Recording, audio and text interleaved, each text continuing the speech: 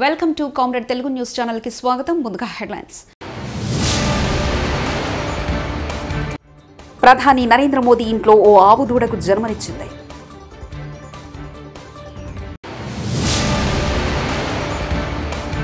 రేవంత్ రెడ్డి అసలు నువ్వు ముఖ్యమంత్రివేనా, నీకు అర్హత ఉందా? కేటీఆర్ ఘాటు వ్యాఖ్యలు.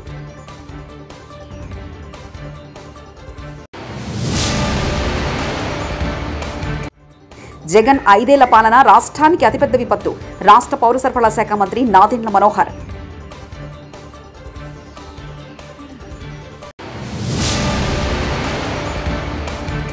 కేదార్నాథ్ యాత్రలో చిక్కుకున్న తెలుగు యాత్రికులు క్షేమం.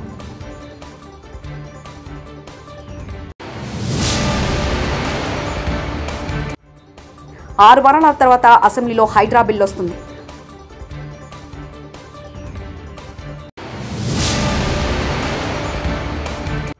ఆరు నెలల్లో 2 రాష్ట్రాలకు 1,00,000 కోట్లు 100 కంపెనీలు తెప్పిస్తా కేఏ పాల్.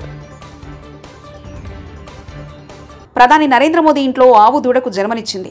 మోదీ ఆ దూడను దేవి విగ్రహం వద్దకు తీసుకెళ్లి ప్రత్యేక పూజలు నిర్వహించి శాలువా కప్పారు. నుదుటి మీద తెల్లటి రేఖతో పుట్టింది కాబట్టి దీప్ జ్యోతి అని పేరు పెట్టినట్లు ఆయన వెల్లడించారు. తన నివాసంలో దూడ కొత్త సభ్యుడిగా రావడంతో సంతోషాన్ని వ్యక్తం చేశారు ప్రధాని నరేంద్ర మోదీ.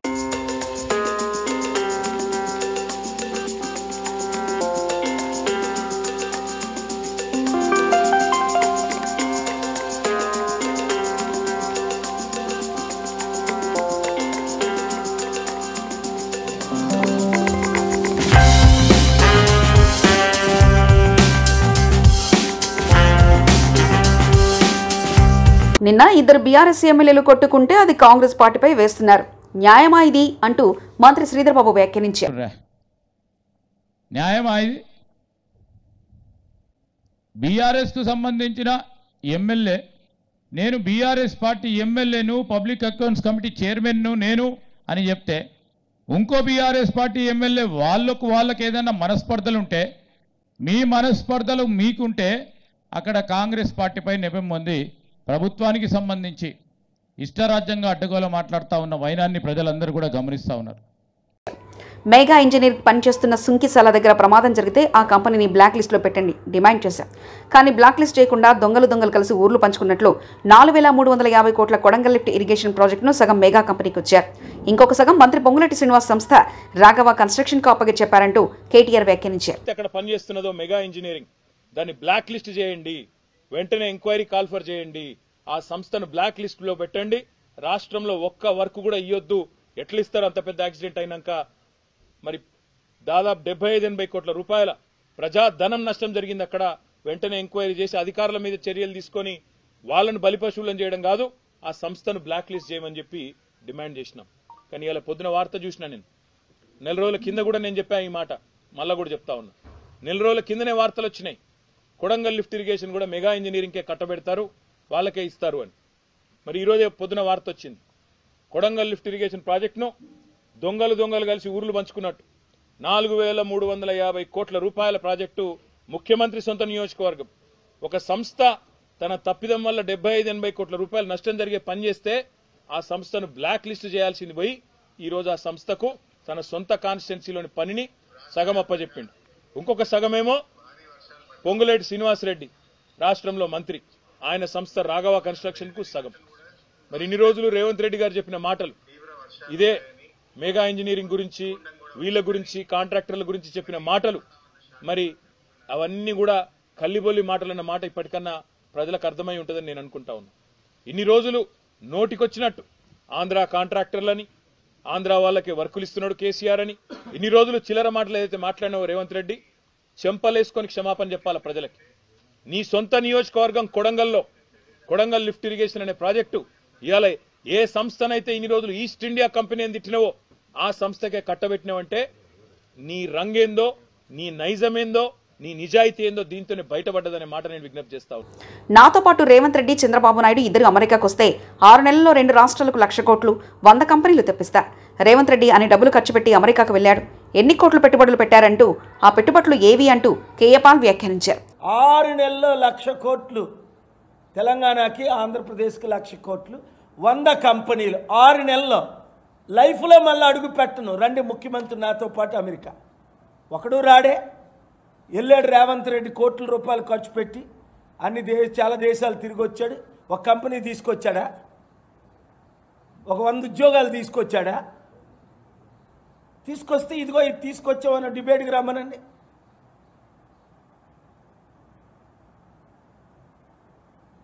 టోటల్ ఫెయిల్ అయిపోయారనే బాధ. ముఖ్యమంత్రి రేవంత్ రెడ్డి వస్తానని చెప్పి విదేశాలు 9 నెలలు అయినప్పటికీ కంపెనీలు తీసుకురావడానికి, సీఈఓలు కలవడానికి, ప్రెసిడెంట్లు కలవడానికి ఆయన రాలేదు. తెలంగాణలో హత్యలు, మానభంగాలు ఏమైనా జరిగాయా? ఏం జరిగిందని శాంతి భద్రతలలో రోడ్డెక్కి అరుస్తున్నారంటూ మంత్రి పొన్నం ప్రభాకర్ అన్నారు. ఇక్కడ నువ్వు ఇంటికాడికి స్వేచ్ఛగా ఏం శాంతి భద్రత హత్యలైనాయా, మానభంగాలైనాయా, ఏం జరిగినాయి? వట్టిగానే శాంతి భద్రతని రోడ్డెక్కి వరుతా ఉన్నారు. ఏం జరిగింది అలా? రేవంత్ రెడ్డి అసలు నువ్వు ముఖ్యమంత్రివేనా? నీకు అసలు అర్హత ఉందా? ఒక ఎమ్మెల్యే ఇంటి మీదికి అరకపూడి గాంధీ రౌడీలాగా వాహనాలు వేసుకుని వెళ్తుంటే వారికి పోలీసు వాళ్ళు ఎస్కార్ట్గా వచ్చారు. గత 10 ఏళ్లలో ఎలాంటి దాడులు ఎప్పుడూ జరగలేదు. హోంమంత్రి తన దగ్గరే పెట్టుకుని రేవంత్ రెడ్డి శాంతి భద్రతలు కాపాడలేకపోయారంటూ కేటీఆర్ వ్యాఖ్యానించారు. ప్రశ్నిస్తే ఆయన ఇంటి మీదకి పోలీస్ ఎస్కార్ట్ పెట్టి డీసీపీలు, అడిషనల్ డీసీపీలు, ఏసీపీలు, సిఐలు ఒక గేటెడ్ కమ్యూనిటీ లోపలికి ఒక 50-100 మంది గూండాగాలు చొచ్చుకొని వచ్చి ఇవాళ ఒక ఎమ్మెల్యే ఇంటి మీద దాడి చేసే పరిస్థితి ఇప్పుడే మేము చూసినాం. ఎమ్మెల్యే గారి ఇంటి మీద దాడి చేయడమే కాదు, వారి ఇంట్లో ఉండే పెద్దలు, వారి తల్లిదండ్రులు వచ్చినప్పుడు కానీ లేదా వారి మామగారు వచ్చినప్పుడు కానీ ఉండే ఆ రూమ్ మీద మొత్తం అద్దాలు బలగొట్టిండ్రు. అందులో ఉన్న పెద్దలకు ఏమైనా అయ్యింటే, ఏమైనా జరిగింటే, జరగకూడదు ఏమైనా జరిగింటే ఎవడు బాధ్యుడు? రేవంత్ రెడ్డా? లేకపోతే ఇక్కడ దాడి చేయడానికి వచ్చిన ఆరికపూడి గాంధీ? ఈ రకమైన గూండాగిరి, ఈ రకమైన దౌర్భాగ్యం హైదరాబాద్ 10 ఏళ్లలో ఎన్నడూ లేదు. ఒక ఎమ్మెల్యే ఇంటి మీదనే దాడి, అది ఒక ఎమ్మెల్యే ఇంటి మీదకి దాడికి వస్తుంటే ఫ్యాక్షన్ సినిమాల్లో చూపెట్టినట్టు కార్లకెళ్లి బయటికి ఏలాడుకుంటా 20 బండ్లు పెట్టుకుని లైవ్ పెట్టుకుంటా ఆడికెళ్లి ఇటు దాకా పోలీస్ ఎస్కాట్లో వచ్చిరంటే చేతగాని ఒక హోంమంత్రి, చేతగాని ముఖ్యమంత్రి ఈరోజు రాష్ట్రానికి ఉండడం వల్లనే ఈ దౌర్భాగ్యం దాపురించింది. అసలు రేవంత్ రెడ్డి నేను అడుగుతా ఉన్నా, నువ్వు ముఖ్యమంత్రివేనా? అసలు నీకు అర్హత ఉందా? ఇవాళ హైదరాబాద్ లో నడి వీధిలో ఈ రకమైన గూండాగిరి చేస్తే రేపు జరగకూడదు ఏమైనా జరిగితే ఎవడు బాధ్యుడు? నువ్వా? నీ ప్రభుత్వమా? నీ డీజీపా? ఎవరు తీసుకుంటారని నేను అడుగుతా ఉన్నా. ఇంత దుర్మార్గమా? ట్రిబ్యునల్కు ఏపీ ప్రభుత్వం లేఖ. కృష్ణా వాటర్ వినియోగంపై బ్రిజేష్ కుమార్ ట్రిబ్యునల్ను ఏపీ ప్రభుత్వం లేఖ రాసింది. పోలవరం ప్రాజెక్టు ద్వారా గోదావరి జలాలు వినియోగించుకున్న కరువు ప్రభావిత ప్రాంతాల్లో కృష్ణా జలాలు వాడుకునే హక్కు తమకుందని లేఖలో తెలిపింది. కృష్ణా బేసిన్లో పాత ప్రాజెక్టుల కింద నీటి వినియోగానికి రక్షణ ఉందని, ఆ అంశాన్ని సమీక్షించడం సరికాదని పేర్కొంది. 6 వారాల తర్వాత అసెంబ్లీలో హైడ్రా బిల్లు వస్తుంది. హైడ్రాకు చట్టబద్ధత కల్పిస్తూ అక్టోబర్ నెలలోపు ఆర్డినెన్స్ రానుందంటూ, విశేష అధికారులు రాబోతున్నాయంటూ హైడ్రా కమిషనర్ రంగనాథ్ వ్యాఖ్యానించారు. So powers under various acts will be delegated on to Hydra. Ordinance ki ante daniki first konta it is preceded by some Volta kindo lekapothe oka municipal act kindo lekapothe GHMC act kindo itla irrigation act kindo itla rakarakala acts kinda aa powers ni delegate cheyadaniki aa departments nunchi lot of information is being taken and tarvata ఒక policy document కింద once it gets approved in the cabinet then an ordinance will be formulated. Ordinance తర్వాత naturally next అంటే assembly సెషన్లో with in 6 weeks it has to be passed as a legislation. So that's how the general ఇది ఉంటుంది. కాబట్టి జగన్ 5 ఏళ్ల పాలనే ఏపీకి అతిపెద్ద విపత్తు అని మంత్రి నాదెండ్ల మనోహర్ విమర్శించారు. మంగళగిరిలో ఆయన మాట్లాడుతూ ప్రధానమంత్రి ఫసల్ బీమా కింద గత ప్రభుత్వం రూపాయి చెల్లించలేదన్నారు. 2020 ఖరీఫ్ నుంచి రైతులకు పంట బీమా ఇవ్వలేదని తెలిపారు. అర్థం లేని విమర్శలతో వైసీపీ కాలక్షేపం చేస్తుందంటూ మండిపడ్డారు. కష్టాల్లో ఉన్న వరద బాధితులను ఆదుకోవాలన్న ఆలోచన జగన్కు లేదని మండిపడ్డారు. గత 100 సంవత్సరాల్లో కూడా ఇటువంటి వర్షపాతం నమోదు కాని ప్రాంతాల్లో కూడా ఆశ్చర్యపోయే విధంగా విపత్తులు మనం చూస్తూ వచ్చాం. కొన్ని ప్రాంతాల్లో ప్రజలు అప్రమత్తమైనా కూడా ప్రభుత్వం తరఫు నుంచి అధికార యంత్రాంగం సిద్ధమైనా కూడా ఒకేసారి అంత భారీ వర్షం నమోదుతోటి దిగువ ప్రాంతాల్లో ఉన్న ప్రజలు తీవ్రమైన ఇబ్బందులకు గురవుతున్నారు. విజయవాడ నగరంలో మనం చూసాం ఏ విధంగా ఒక బాధ్యతతోటి గౌరవ ముఖ్యమంత్రి గారి నాయకత్వంలో ఉప ముఖ్యమంత్రి గారి పవన్ కళ్యాణ్ గారు చూపించిన చొరవతోటి స్పందించే మనస్తత్వంతో ప్రతి ఒక్కరూ కూడా ఒక బాధ్యతతోటి క్షేత్రస్థాయిలోకి వెళ్ళి పనిచేసి వాళ్ళ కష్టాలు కొంతవరకైనా తగ్గించే విధంగా ఒక ప్రయత్నం చేస్తూనే ఉన్నాం. ఈ తరుణంలో జగన్మోహన్ రెడ్డి గారు వింతగా ఒక రాజకీయ నాయకుడు చేయాల్సిన కార్యక్రమాలకి భిన్నంగా ప్రజలకి అండగా నిలబడాల్సిన సందర్భంలో కేవలం విమర్శలకే గురి చేయడం, రాష్ట్ర ప్రభుత్వం అందిస్తున్న వరద సహాయాన్ని చులకనగా క్షేత్రస్థాయిలో ప్రజానికానికి అందించాల్సిన బాధ్యత వారు కూడా తీసుకుంటే బాగుంటుందనే ఆలోచన లేకుండా మాట్లాడడం చాలా బాధాకరం. విజయవాడ నగరంలో 2 సార్లు పర్యటించారు. నిన్న పిఠాపురంకి వెళ్ళారు, కాకినాడలో. మ్యాన్ మేడ్ డిజాస్టర్ అని ప్రతి చోట ఇదొక ఊతపదంలాగా అయిపోయింది ఆయనకి. అసలు గత 5 సంవత్సరాల్లో జగన్మోహన్ రెడ్డి గారి పరిపాలనే మన రాష్ట్రానికి అతిపెద్ద విపత్తు. ఊహించని విధంగా వీళ్ళు వ్యవస్థలు నాశనం చేసి కనీసం ఇరిగేషన్ శాఖ పైన, క్షేత్రస్థాయిలో ఉన్న వ్యవస్థలపైన అధ్యయనం చేసుకుని బడ్జెట్ అలొకేషన్లు కూడా చేయకుండా సర్వనాశనం చేసిన జగన్మోహన్ రెడ్డి గారు ఈ రోజున అధికారంలో ఉన్న కూటమి ప్రభుత్వం కేవలం 3 నెలలు అయింది మేము అధికారంలోకి వచ్చి. 3 నెలలకే మీకు ఇంత ఏడుపులు ఉంటే ఎట్లా? ఇంకా 57 నెలల్లో అసలు మీ ఏడుపు ఏ స్థాయికి వెళ్తుందో మాకు ఆశ్చర్యం కలిగిస్తుంది. అసలు మీలో స్పందించే మనస్తత్వం ఏదని నేను అడుగుతున్నాను.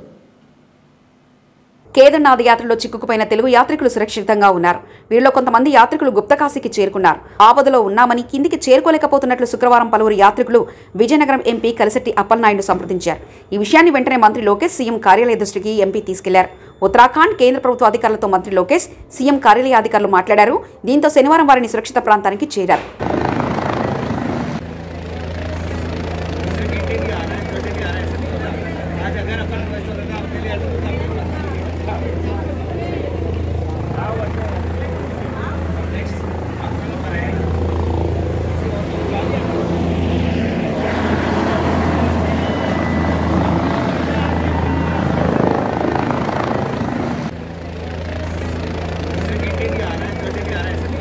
ఖైరతాబాద్ మహాగణపతి దర్శనానికి శనివారం భక్తులు పోటెత్తారు.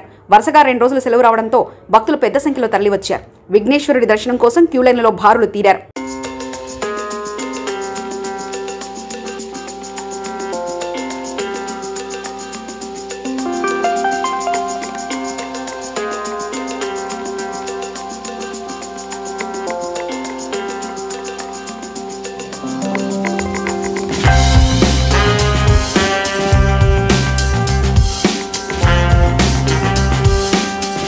వరద బాధితులకు ఉచితంగా మందులు పంపిణీ. భారీ వర్షాలు వరదలతో తీవ్రంగా నష్టపోయిన ప్రజలను ఆదుకునేందుకు ముందుకు రావాలని ఉప ముఖ్యమంత్రి పవన్ కళ్యాణ్ పిలుపు మేరకు వివిధ ప్రజా సంఘాలు, పలువురు ప్రముఖులు, వ్యాపారస్తులు ముందుకొచ్చారు. మేము సైతం అంటూ మానవత్వం చాటుకున్నారు. సేవా కార్యక్రమాలు చేపడుతున్నారు. విజయవాడ ప్రాంతానికి చెందిన డీడీ రెమెడీస్ ప్రైవేట్ లిమిటెడ్ అనే సంస్థ వరద బాధితుల సహాయార్థం 40 లక్షల విలువ చేసే ఎమర్జెన్సీ మందుల కిట్లు పంపిణీ చేసేందుకు ముందుకొచ్చింది. మందులతో కూడిన మెడికల్ వ్యాన్ను శనివారం జనసేన పార్టీ కేంద్ర కార్యాలయం వద్ద శాసనమండలి సభ్యులు పిడుగు హరిప్రసాద్ జెండా ఊపి ప్రారంభించారు. విజయవాడలోని వైద్య శిబిరాల్లో ఈ కిట్లను అందుబాటులో ఉంచనున్నట్లు డీడీ రెమెడీస్ సంస్థ ప్రతినిధి వెల్లడించారు. ఈ కార్యక్రమంలో జనసేన పార్టీ కార్యక్రమాల నిర్వహణ కమిటీ కన్వీనర్ కళ్యాణం శివశ్రీనివాస్, పార్టీ ప్రకాశం జిల్లా అధ్యక్షుడు శ్రీ షేక్ రియాజ్, పార్టీ నేతలు మండలి రాజేష్, చోటిశెట్టి చంద్రశేఖర్ తదితరులు పాల్గొన్నారు. ప్రధాని నరేంద్ర మోదీ ఇంట్లో ఓ ఆవు దూడకు జన్మనిచ్చింది.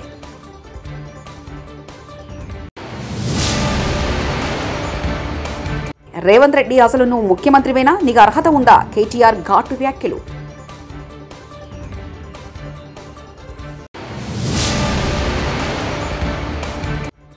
జగన్ 5 ఏళ్ల పాలన రాష్ట్రానికి అతిపెద్ద విపత్తు. రాష్ట్ర పౌర సరఫరాల శాఖ మంత్రి నాదెండ్ల మనోహర్.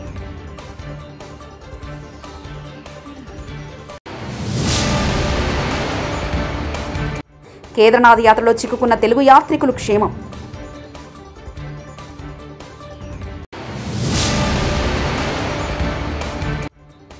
6 వారాల తర్వాత అసెంబ్లీలో హైడ్రా బిల్ వస్తుంది.